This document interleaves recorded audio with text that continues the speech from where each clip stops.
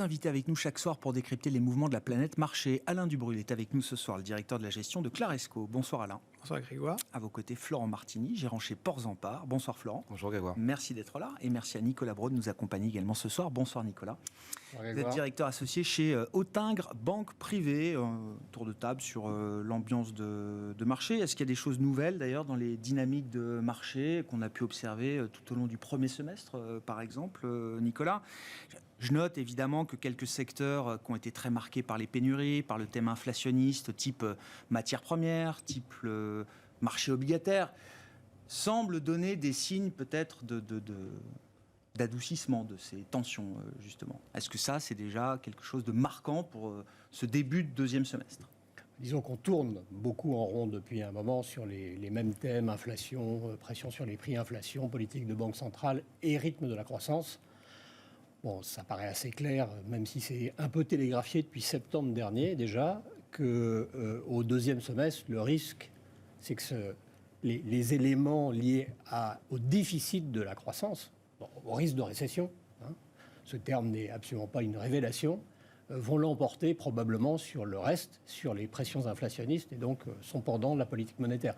En tout cas, je fais partie de ceux qui pensent qu'on a à l'œuvre depuis de nombreux mois des éléments de destruction de la demande et que la probabilité que ceci se réalise, en fait, c'est plus important que de savoir si c'est maintenant, au vu d'un chiffre du PIB ou de l'emploi. En fait, l'éventualité est plus importante que la temporalité. Oui, je comprends. Et que ce soit en 2023 ou au deuxième semestre, je crains, mais ça aura une contrepartie peut-être positive. Je crains que les pressions liées au cycle soient des pressions négatives, y compris pour, évidemment, le bas de page de nos entreprises. Mais on reviendra sur la partie résultat. Ouais. Et on est dans cette phase un peu de transition où on essaye de sous-peser justement les problématiques liées à la croissance. On a eu encore des chiffres d'emploi aux États-Unis très solides.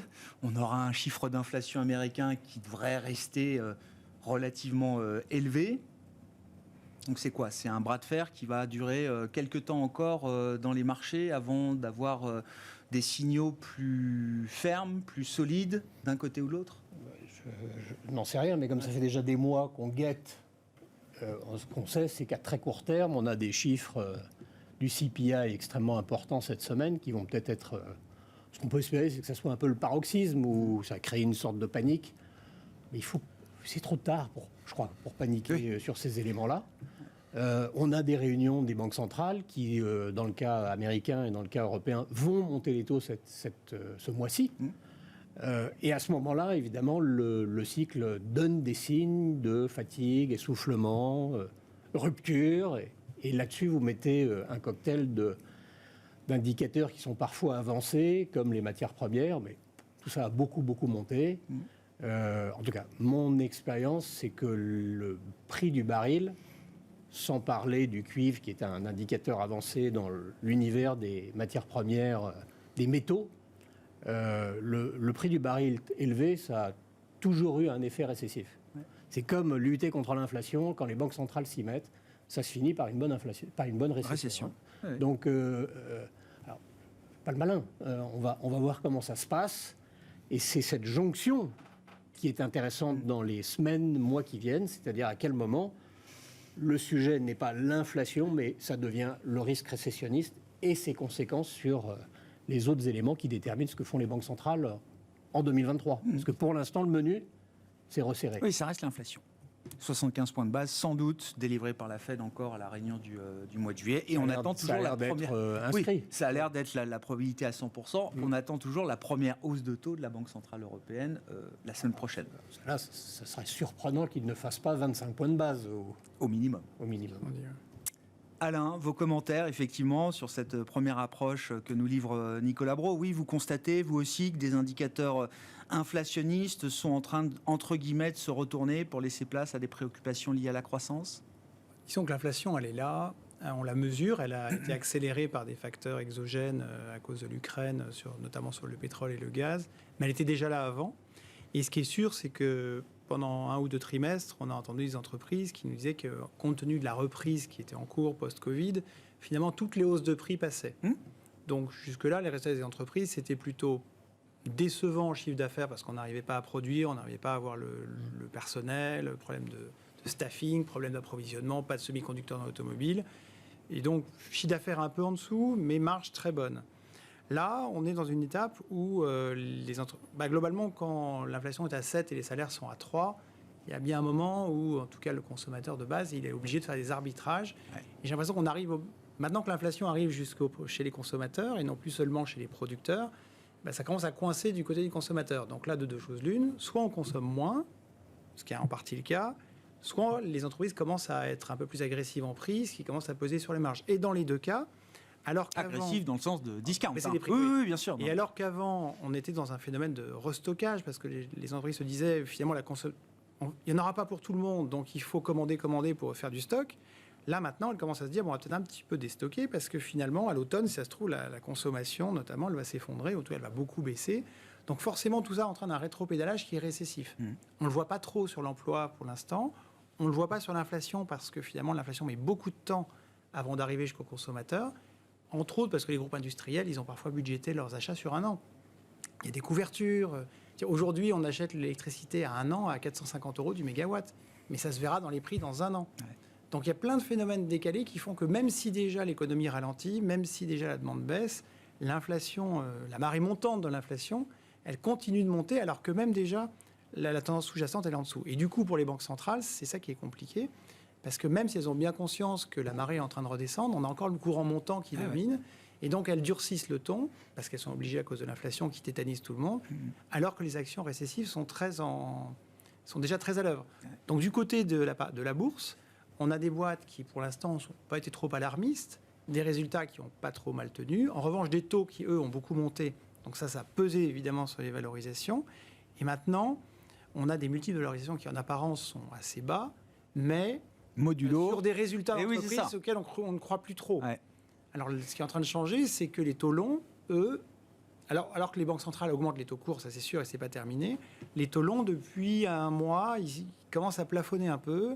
Alors, la Banque centrale européenne a aussi expliqué qu'il ne fallait pas que l'Italie parte en vrille, donc ça s'est un peu calmé le jeu, mais même en Europe et aux États-Unis, on voit bien que les taux longs, aujourd'hui, souverains, pas d'entreprise, commencent à jouer la récession en se tassant, alors que les entreprises, le spread continue de monter.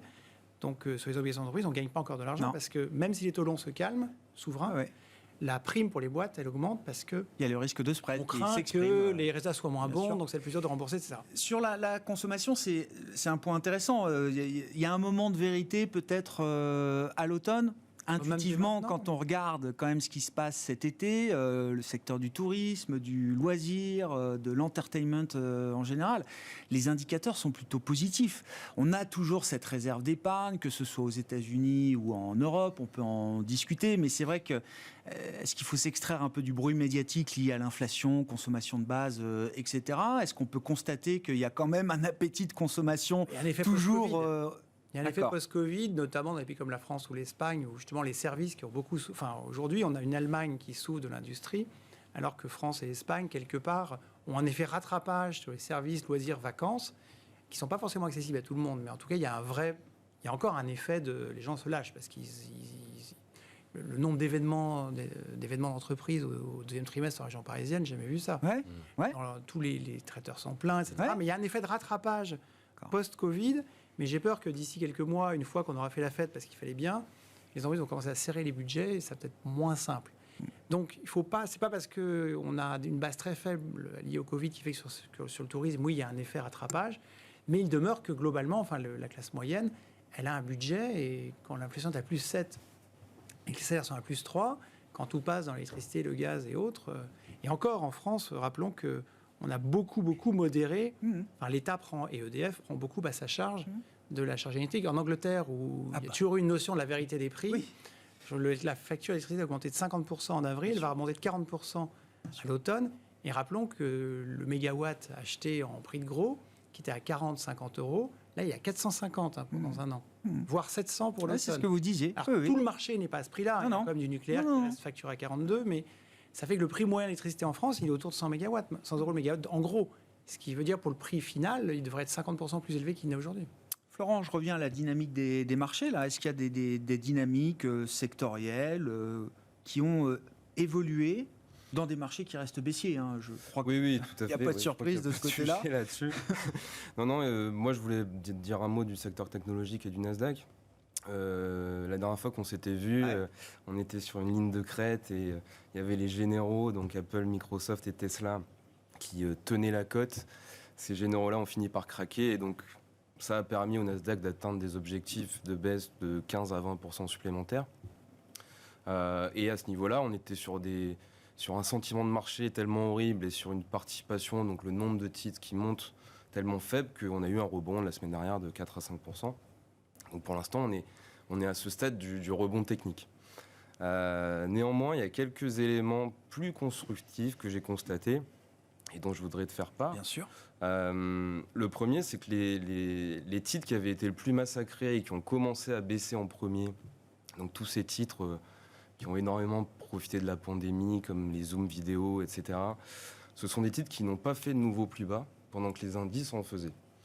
Et si on regarde le symbole de ces titres-là, c'est le ETF de Cathie Wood, Arc Innovation, qui a fait un point bas début mai et depuis n'est plus attaqué. Donc ne fait pas de nouveau plus bas. Donc ça, on est dans la période la plus longue depuis le début de la correction sur le Nasdaq. On n'a pas fait de nouveau plus bas. Donc ça, c'est une première information qui est plutôt constructive. Sur la tech la plus spéculative, voilà. On peut dire ça comme ça. Voilà. D'accord. Le deuxième point, et ça tout le monde l'a constaté, et allait en parler, c'est que les valorisations et les multiples se sont très fortement compressés. Et moi, je constate quand même certaines incohérences d'un point de vue de valorisation sectorielle. Coca-Cola et PepsiCo sont des boîtes magnifiques et ont fait des résultats exceptionnels au premier trimestre. Mais de là à se payer 50% plus cher qu'un Alphabet, bon, moi je commence à me poser des questions et probablement qu'il y a des acheteurs qui vont se manifester et qui ont déjà commencé un petit peu à se manifester. Et le troisième point, c'est qu'il y a des titres qui ne sont pas leaders simplement Nasdaq, mais deviennent leaders sur le marché au global, qui sont leaders donc face à des grands indices comme S&P et MSCI World par exemple. Et il y a une thématique qui ressort très bien et on le comprend pourquoi avec le contexte géopolitique, c'est la thématique de la cybersécurité. Et là, vous avez des titres comme CrowdStrike, Palo Alto Networks, Fortinet qui font des nouveaux plus hauts face à des grands indices. Donc ça montre qu'il y a quand même de l'intérêt et c'est quelque chose, c'est un élément qui est nouveau parce qu'on n'est plus en train de tout jeter. Et on commence à faire le tri au sein des valeurs. Il y a ici et là des signaux faibles de force de marché qui sont instructifs.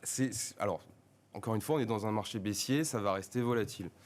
Mais en tout cas, on est à mon avis dans une situation qui est différente par rapport au 30 avril ou quand j'étais venu. Et voilà, il y a quand même des signes de force. Et le dernier point, c'est le fait qu'on a commencé à avoir des bribes de publications sur le secteur de la tech. La semaine dernière, il y a eu 2 publications au sein des semi-conducteurs qui étaient riches d'enseignements, à mon avis. La première, c'était Micron, qui est une entreprise qui est spécialisée dans les puces mémoire, mais surtout à destination du hardware, donc tout ce qui est PC, smartphone, console de jeu, donc tout ce qui est consommation discrétionnaire. Et là, on fait un warning sur les perspectives. Là, c'est compliqué. En revanche, Samsung, qui fait aussi du smartphone, mais qui de l'autre côté fait du serveur et du cloud, là, ils ont complètement réussi à compenser et la demande pour l'instant ne faiblit pas sur le cloud. Accenture pareil, publication il y a 2 semaines à peu près, eux le discours c'est de dire on voit pas de ralentissement au S2 et il explique par 2 raisons, c'est que les tendances sur le cloud et notamment sur tout ce qui est big data, intelligence artificielle, ils nous disent qu'on est qu'au départ, donc la demande va encore être très forte et surtout c'est le fait que dans un contexte d'inflation où on recherche des économies de coûts, passer au cloud pour les entreprises, ça fait 1 des gains de productivité, 2 des économies de coûts importantes. Donc il commence à y avoir des bribes de choses positives et pour moi, voilà, la situation est quand même assez différente de ce qui se passait il y a quelques... Sur ces segments-là que vous citez, Florent, on peut revenir à un investissement un peu plus fondamental. Il y a eu peut-être une bulle de valorisation parce que excès Covid, parce qu'on voulait prolonger les trajectoires, etc. Et puis le phénomène des équilibres offre-demande qui a exacerbé tout ça. La partie semi-conducteur a quand même bien corrigé sur le marché, des baisses de 30-40%. Alors je mets tous les acteurs dans le même sac et il faut sans doute les différencier. Bien sûr. Vous dites on est revenu à quelque chose en termes de valorisation qui qui est plus en lien avec les fondamentaux de ces boîtes. Et si on prend les fondamentaux, Pour l'instant, la il y a pas de- trajectoire, elle a pas été abîmée Non. par... Non, quand non. je dis les fondamentaux, c'est les perspectives de croissance, sûr. de profit, etc. Bien sûr. Non, non, il y a, à mon avis, pour quelqu'un qui a le temps et qui est investisseur de long terme, bah oui, il faut commencer à acheter les segments que j'ai cités parce que de toute façon, le point bas, il n'attrapera pas. Donc, on est sur des niveaux de valorisation, à mon avis, qui commencent à être attractifs et il faut commencer à se positionner. Vous partagez ce constat, Nicolas, sur des segments, des thématiques précises de marché? Oui, c'est intéressant ce que dit Florent. On constate à peu près le même phénomène et j'ai la même sensibilité en tout cas sur des titres qui ne font pas des nouveaux points bas, sur nos grandes valeurs du CAC, là, les calls, Oui. les 4. Ils ne font pas de nouveaux plus bas. Oui. Le marché a été... Donc le tenté cas de faire des nouveaux Kering, plus le bas, H de Hermès, de L'Oréal, le O de L'Oréal de LVMH. et LVMH. Là, à ce stade, on va avoir de ce groupe-là. Alors, L'Oréal, on va voir. Mais les autres, LVMH, Hermès, on n'aura aucun signe d'inflexion de la demande au regard du T2. Aucun. Au contraire, ce que tout le monde sait, c'est qu'en Chine, c'était fermé. Oui, donc, ce ne sera pas mais une surprise. ailleurs, Ouais, je comprends. les niveaux d'activité ont été soit bons, soit très bons, retail, soit très bon. excellents. Soit excellents. Donc oui, je partage ça. Sur la technologie, qui est depuis 2000, la technologie, c'est en avoir ou pas, c'est plus important de savoir répondre à cette question que de faire un call directionnel sur un indice, parce qu'en fait, on se trompe plus souvent. La tech, on en a besoin. Le sujet que pose, j'ai pas la réponse, hein, qu'a posé la période 2020-21, donc de la pandémie, ce que disait Florent, c'est que ça a pris une telle importance dans notre vie, qu'évidemment c'est incontournable, donc il faut en avoir, sauf que c'est tellement incontournable que c'est politiquement hypersensible, c'est un secteur avec des géants pour lesquels la tentation des politiques de réguler est grande, et il n'y a pas de signe que ça va s'arrêter. Et puis, avec un risque que certains modèles, et c'est là où il faut faire de la différenciation, évoluent vers des modèles de utility plutôt que d'acteurs purs de la technologie. Vous pensez à quoi, par exemple Des choses qui Nicolas deviennent des services publics. Le cloud, par exemple, ça devient une commodité? Peut-être pas le cloud, mais l'accès à des données ou à des services. Voilà, c'est un sujet de réflexion. Donc, Bien sûr. je suis tenté de partager parce que j'ai envie d'être optimiste. Oui, on a le droit. On a la récession. J'ai commencé par vous dire que la récession Oui. arrive, que la demande est mal en point. Mais c'est aussi la récession la plus télégraphiée de notre expérience professionnelle. J'ai vu que dans Google Search, le mot récession n'a jamais été autant recherché de l'histoire. Lorsqu'elle sera Il n'y a là, pas Google la dernière Il récession. n'y avait pas Google. Oui, on va en discuter. Mais lorsque oui. la récession sera là, il faudra soit l'acheter, soit l'avoir acheté. Enfin, je pense, hein. Donc sur la tech, il y a des éléments qui montrent qu'il y a une différenciation, il y a des opportunités. On voit un ASML qui baisse de 40 ou 45%. Ah oui.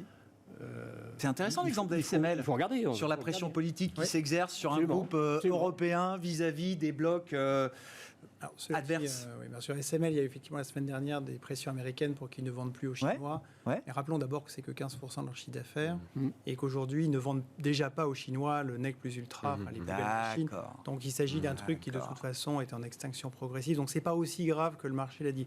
Mais pour rebondir sur ce qui vient d'être dit, ce qu'il faut se rappeler, c'est que depuis, en gros jusqu'au mois de mai, un certain nombre de très belles valeurs ont baissé, non pas parce que le résultat était affecté, mais tout simplement parce que les taux montaient. Oui, problème Donc de les multiples valorisation. de valorisation, typiquement SML par exemple, mais pas que, ont beaucoup souffert pour des raisons de purs multiples et pas des raisons de résultats. Alors qu'aujourd'hui, on voit bien les taux longs souverains commencent à anticiper cette récession, donc les taux longs ne montent plus vraiment, et le marché est en train de changer parce que justement, ce sur quoi il va se focaliser maintenant, c'est quelles sont les sociétés qui vont réviser leurs résultats à la baisse ou pas. Et dans ce cadre-là, des ASML, des téléperformances, qui n'a cessé de sortir des bonnes nouvelles depuis 6 mois, voire un an. Téléperformance, c'est passé 420 à 300. Et je note que depuis quelques semaines, ça ne bouge Baisse plus. plus. Ça Ouais. tient. Ouais. Parce que quelque part, ils seront peut-être affectés, mais a priori, ils n'ont pas de problème d'inflation, à part éventuellement les salaires, mais ils sont très diversifiés. Donc, côté inflation, ils ne sont pas très menacés. Côté demande, il y a plein de raisons qui font que la demande va rester soutenue. Donc, une boîte comme celle-là, je pense qu'au niveau résultat, elle va plutôt se distinguer positivement, avec des résultats qui resteront toujours aussi bons malgré la récession. Et en termes de multiples, elle est devenue abordable alors que les taux ne montent plus. Donc, ce genre de sociétés qui ont beaucoup souffert dans les précédents mois, aujourd'hui, ça me paraît plutôt des sociétés qui vont rester. Et la tech en général aussi. Est-ce que ça veut dire qu'il ne faut plus avoir de value et cyclique ? Si on prépare cette séquence de marché sur fond de taux stabilisés et qui ne monterait pas au-delà des niveaux, des pics qu'on a pu atteindre, est-ce que ça veut dire que c'est une nouvelle rotation qui commence ? Oui, parce que la récession, elle va affecter les valeurs cycliques finalement. Celles qui ont déjà intégré aussi en termes de valorisation peut-être une récession ou en tout cas un ralentissement sévère. L'automobile, les banques, le price to book, c'est revenu à 0,5. L'automobile, on pourrait argumenter qu'elle a des difficultés depuis pas mal de temps, donc quelque part, c'est déjà un peu dans les cours. Mais en revanche, les sociétés, je sais pas, des questions comme Arcelor ou des choses comme ça, bon, j'ai pas la réponse, mais là, ça peut être beaucoup plus volatile potentiellement. Florent, je vous vois acquiescer, oui. Non, alors sur le... Est-ce qu'il ne faut plus avoir de cyclique et de value ? Je ne suis pas sûr, parce que de toute façon, ce qui est très compliqué, je trouve, c'est de se situer sur l'échiquier récessif, de se dire, est-ce qu'on est sur une récession technique, ou est-ce qu'on va jusqu'à la déprime ? Et là, il y a un spectre qui est assez large, donc probablement qu'on est au milieu. Personne ne sait comment l'inflation va évoluer, finalement. Et voilà, se situer sur cet échiquier récessif-là, c'est très difficile. Si on est simplement sur une récession technique, le marché, il a anticipé quand même beaucoup de choses. Ouais. Par contre, si on est à l'autre bout du spectre, il y a encore du grain à moudre. Ouais. Donc, après, l'un n'empêche pas l'autre. Je veux dire, si je prends le secteur de la santé, par exemple, nous, on est positionné sur une valeur qui s'appelle Novo Nordisk, donc qui est une valeur très chère, de croissance, mais qui a des tendances qui sont tellement fortes qu'elle n'a pas subi de contraction de ses multiples. Mais ça n'empêche pas d'être positionné sur Sanofi, qui est une valeur qui est plutôt value. Et là, c'est une histoire qui est totalement différente de délivrance sur la pipeline, de restructuration. Donc nous, on est plutôt sur une stratégie un peu barbell. Ouais, je comprends. C'est-à-dire qu'on mixe un peu on mixe un peu les choses, parce que de toute façon, Pardon ? Elle est value, mais elle n'est pas cyclique. Elle n'est pas cyclique. Oui, bien sûr, c'est du défensif. Oui. Ouais. Mais vous dites qu'il ne faut pas être dogmatique dans ces périodes, dans ces phases de marché. Pareil d'un point de vue d'allocation sectorielle. Effectivement, on aime bien les valeurs défensives. Mais est-ce qu'on a envie d'avoir de l'automobile et des banques si j'incarne la value à travers... C'est pas pareil. Parce que l'auto, elle est déjà au fond du trou. Ouais. Et quelque part, ça fait 2 ans et demi que la demande est bridée. Donc on peut supposer que le jour où ils pourront produire, même si tout va mal, la demande, il y a un effet, c'est un peu comme le post-Covid. La demande, elle ne s'évapore pas. Il y a un moment... Enfin... À force de supprimer l'automobile, Nicolas, vous avez la parole après. À force de supprimer l'automobile et de pousser l'électrique, il y a une partie qu'on ne va pas retrouver. Mais il y a quand même un besoin de renouvellement du parc, j'imagine, qui, après 2-3 ans d'attrition, va finir par... Ça contribuera à on aura acheté une occasion d'ici là, entre-temps. Les occasions sont hors de prix. Oui, mais une voiture neuve aussi, aujourd'hui. Non, mais de toute façon, le marché de l'auto, il est fait aux 2 tiers de l'occasion. Donc, de toute façon, ça, c'est un coup. Mais il y a quand même un parc qui est un petit peu sous pression en ce moment. Donc, l'automobile, à la limite, je dirais qu'elle est déjà très bas en valo. Et puis, il y aura un retard de demande. En revanche, les banques, c'est très macro. Les taux ne vont plus vraiment monter. Et les entreprises tout va devenir plus difficile. Oui. Donc, on peut imaginer que les banques vont avoir plus de mal. Le risque de prêt non performant, etc. Enfin, la boucle, économie réelle, les taux vont monter, donc il y a les systèmes financiers. Mais en même temps, le coût du risque va augmenter et il y aura surtout beaucoup moins de demandes, notamment sur les emprunts hypothécaires. Les emprunts immobiliers, je pense que la demande va chuter. Nicolas, sur ces considérations value, puis je veux bien qu'on dise un mot de l'euro-dollar aussi, quand même. Ça reste le fait marquant de sur la value, je ne suis pas value investor, donc le propos risque d'être un peu caricatural, mais les banques, ça fait 22 ans qu'on ne gagne pas d'argent avec et que les barbares sont partout, que les taux vont monter un jour, donc elles arrêteront de détruire et nous arrêterons de détruire de la valeur parce que nos fonds propres ou l'argent du cash des clients est... Ce serait une bonne chose quand même d'avoir un système bancaire enfin en ordre de marche, la tête à l'endroit. Investir dans une entreprise, c'est se projeter avec cette entreprise sur les 5-10 prochaines années. Pas juste faire un coup de trading parce qu'il y a une fenêtre d'opportunité. Le temps que la BCE mette ses taux à 1,75, on sera déjà en récession depuis 6 mois, donc elle ne le fera peut-être pas. Donc non, les banques, je trouve que c'est pas très intéressant. Et l'automobile, ça a été un secteur passionnant, mais l'automobile est engagée dans un processus auquel elle ne croit pas. Et les consommateurs y vont... Certains y croient moins que d'autres. Parce qu'on est subventionné. Oui, mais les meilleurs n'y croient pas. Donc Carlos Tavares, il le dit clairement.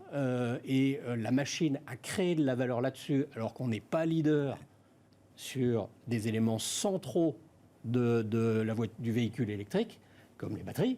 C'est la Chine qui est leader. Enfin, il n'y a pas photo. Et puis le vrai sujet du marché automobile, c'est la Chine plus que le marché européen. Le marché européen, il a un peu conjugué toutes les difficultés. Et ça a commencé avec la régulation, la réglementation. Vous vous souvenez, il y a 2 ans et demi, il y a une réglementation, ils ne l'avaient même pas vu venir. C'est devenu un sujet politique, l'automobile. Quelle est notre valeur ajoutée, nous qui investissons dans des modèles d'entreprise? J'ai adoré l'automobile, mais c'est très très compliqué. Très compliqué. Quel est le secteur qui n'est pas politique aujourd'hui, Nicolas? On a parlé de la tech, vous l'avez dit vous-même, il y a une tentation. L'automobile, c'est devenu politique. Pas toute la tech. Les utilities, ça y est, c'est complètement administré. Berlin sauve Uniper.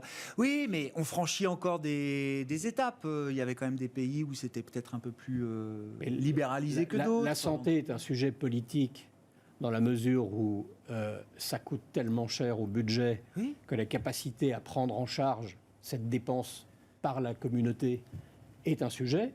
Mais sinon, on est passé par une pandémie. On a démontré qu'on était prêt à défendre nos populations pour trouver les éléments pour renforcer le dispositif sécuritaire. La santé est un domaine d'investigation qui est très très riche. Et il y a les big pharma. Moi, je diverge un peu avec Florent, parce que Sanofi, ça a été une boîte magnifique. Ça fait 20 ans qu'ils découvrent rien. Quand ils ont découvert des bonnes molécules, c'est parce que c'est Regeneron qui les a trouvés. C'est leurs associés. Leur acquisition américaine. Donc c'est difficile. Voilà, c'est difficile. Alors moi, je préfère ceux qui innovent et mettre sur le marché. Mais on trouve encore, Nicolas, moi j'ai souvent entendu les investisseurs, les gérants me dire, c'est une règle un peu intuitive, mais plus l'État est présent dans un secteur ou plus le secteur est administré, politisé, plus je vais en être éloigné. Aujourd'hui, l'administration des économies est de plus en plus importante à tout point de vue. Et puis, donc pour des gens de marché, c'est compliqué si on veut respecter cette règle de ne pas être près de là où le politique se trouve. Oui, mais de toute façon, c'est aussi la richesse de notre métier, c'est complexe. Mais dans la santé, vous avez des éléments de protection par rapport à ce risque-là qui sont plus grands que quand vous êtes... le régulateur du prix de l'électricité, et en plus vous prenez pour en devenir le propriétaire. Et alors, ça, il faut surtout pas revenir en arrière et lâcher prise là-dessus. Il faut s'éloigner le plus possible de l'immixtion du politique, parce que partout, le politique est faible, la légitimité politique n'existe pas. Et donc, on va avoir il y a une demande incroyable des opinions publiques de voir un politique et des États de plus en plus présents pour administrer certaines activités. Quand même, la demande, elle est là pour plus de politique et plus d'administration. Nous qui représentons des clients qui investissent, on doit faire attention à ces zones où l'État va être tenté d'avoir un avis sur tout. Je comprends. La France est plutôt dans les... Aujourd'hui, il n'y a pas que elle. Non. C'est quand même un phénomène assez global. Oui. C'est absolument global. C'est absolument partout. Les États-Unis, le Royaume-uni, les libéraux n'y échappent pas. Et vous dites en France, on a une expérience en la matière. On a une expérience pour parler et moins agir. Là-dessus... Prenons l'exemple d'EDF. Bah oui. Voilà, EDF, une entreprise qui a été malmenée, j'allais dire comme la SNCF, mais depuis pas mal d'années, à qui on a imposé d'arrêter le nucléaire avant de finalement, mais un peu tard, mais beaucoup trop tard, lui demander d'en faire, à qui on demande de plafonner les prix quand l'État n'a pas le courage de le faire, donc ce qui est une sorte d'assassinat du minoritaire. Et puis quand ça va finalement très mal, on nationalise parce qu'il va falloir faire un tel plan d'investissement que ça serait insoutenable pour un actionnaire, pour des gens normaux, qui font de la finance normale. Enfin, c'est 10% du mais ça capital leur d'EDF. D'où la raison de sortir. Mais quelque part, EDF, aujourd'hui, s'il pourrait sortir à zéro, parce qu'ils vont devoir mettre tellement d'argent derrière sur la table, en fait, ils nationalisent les pertes. Donc ça va devenir une entreprise comme la SNCF, soumise à des arguments tout sauf économiques, mais politiques, stratégiques aussi peut-être. Recréer l'indépendance énergétique de la France, ça va coûter très cher. Et ça, quelque part, c'est pas pour une société cotée.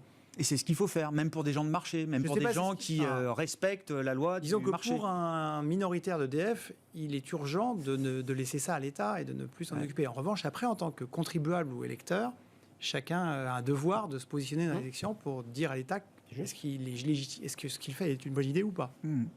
C'est un autre débat. Mais c'est vrai que les secteurs trop régulés, mais par exemple, je prends l'exemple de la Compagnie des Alpes, qui est une très belle société, mais où il y a la Caisse des dépôts et les banques de Savoie dans le capital. Finalement, cette société elle fait de l'aménagement du territoire. Son objectif, c'est que les stations de ski soient bien remplies, que les propriétaires immobiliers des stations, des communes, des délégataires s'y retrouvent, et que la région soit dynamique. Accessoirement, elle gagne de l'argent. D'accord. C'est de l'administration de biens, quoi. Disons qu'en tant qu'actionnaire minoritaire, il y a d'autres enjeux, si vous voulez. Je comprends. On dit un mot de l'euro-dollar ? Florent, je ne sais pas si le sujet vous inspire ou autre. Oui, mais après, voilà, sur l'euro-dollar, on comprend pourquoi ça baisse. Il y a des problématiques conjoncturelles de balance commerciale, de faiblesse des exportations, et puis un risque de récession qui apparaît énorme aujourd'hui. Je crois que si on... c'est pour la partie euro. C'est pour la partie euro, tout à fait, ouais. Si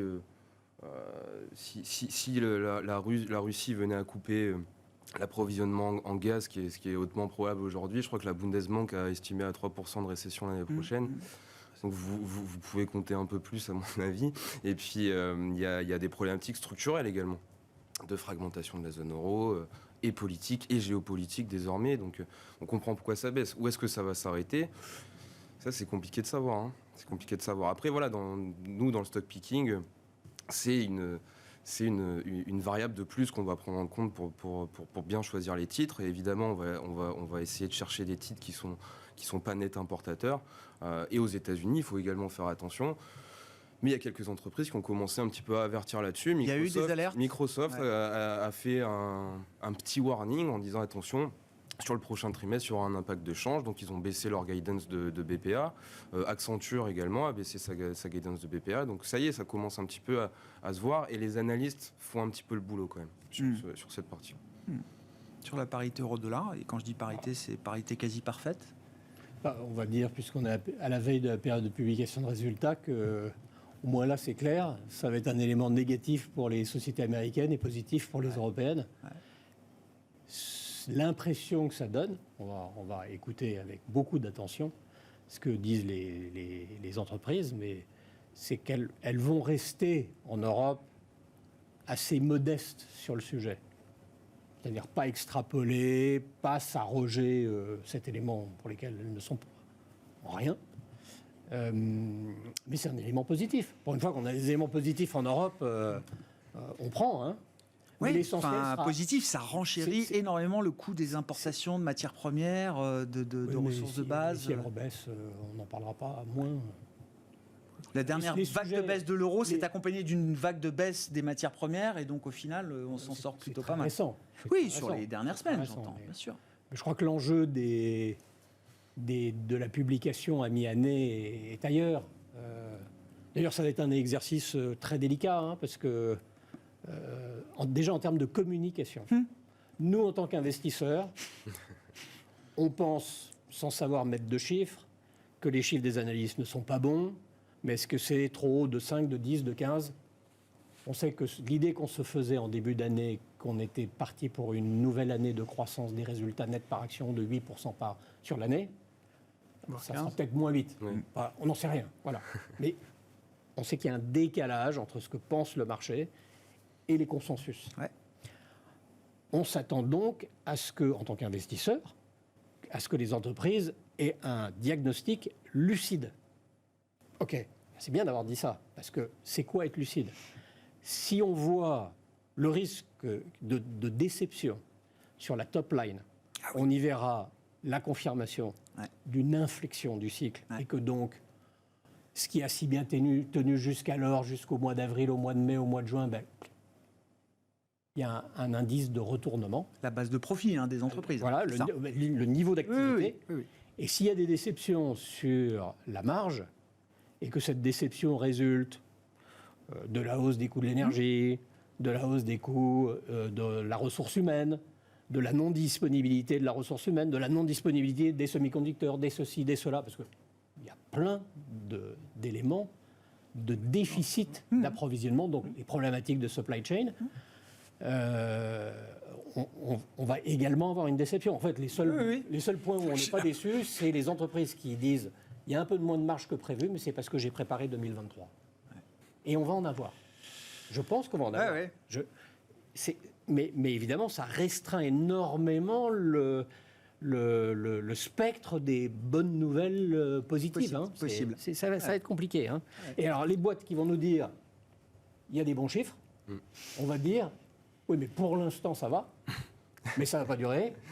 Voire vous êtes des menteurs, j'entendais, c'était un analyste pharma qui me disait ça la semaine dernière, parce qu'il a déjà fait un peu le tour des big pharma, donc il me dit, franchement, normalement, il n'y a pas d'accident possible, ils ont tous des bons résultats à arriver. Il me dit, le problème, c'est que s'ils ont des trop bons résultats et qu'ils se sentent obligés de relever leurs perspectives, le feront-ils ? Parce que le reste du marché sera dans une position sans doute très différente et que certains patrons ne voudraient pas afficher de résultats trop éclatants et des perspectives trop voyantes quand les autres sont obligés de réduire la voilure. Il y a 3 semaines, ils ont fait un profit upgrade assez sensible. Et le truc a perdu 15% dans les 4 jours parce que personne n'y croyait. Le marché, si ça monte tellement maintenant, c'est que c'est encore plus horrible après. C'est pas le moment de réviser à la hausse. US, en fait, il y a un risque avec Capgemini, par exemple. Voilà, dans ce qu'on a lu ces derniers jours, il y a un risque avec Capgemini. Sur la base de ce que disait, je crois, Florent tout à l'heure sur Accenture. Normalement, ils sont partis pour faire un upgrade. Ils ont tous les éléments pour réviser à la hausse. À quoi ça sert de faire un upgrade alors que voilà un titre qui a fait un nouveau plus bas. C'est vrai. Ces 3 dernières semaines. C'est vrai. Donc l'exercice de communication est délicat. C'est aussi pour ça qu'on va les regarder avec autant d'attention, parce que à la fin de l'histoire, le marché va nous dire des choses. Les 15 prochains jours vont être très très intéressants. Ça va être très concentré, comme chaque fois, les publications du premier semestre. Juillet. Ouais, c'est ça. Bon, d'accord. Donc il y a 3 semaines un peu intenses. Si je voulais qu'on dise un mot quand même, le deal dans le travel retail, je l'ai mis à la une. Alors il faut en dire un petit mot quand même. Dufry, le Suisse, leader mondial des duty free, qui rachète Autogrill. C'est des enseignes de notre quotidien, sur les aires d'autoroute, dans les gares, etc. C'est ce qu'on appelle le travel retail. Qu'est-ce qu'on retire de ce deal Je sais pas trop. Nicolas, qui vous enthousiasme pas non, beaucoup plus que ça pour dire les choses. Mais Dufry n'a pas eu besoin de la Covid pour voir sa profitabilité s'éroder.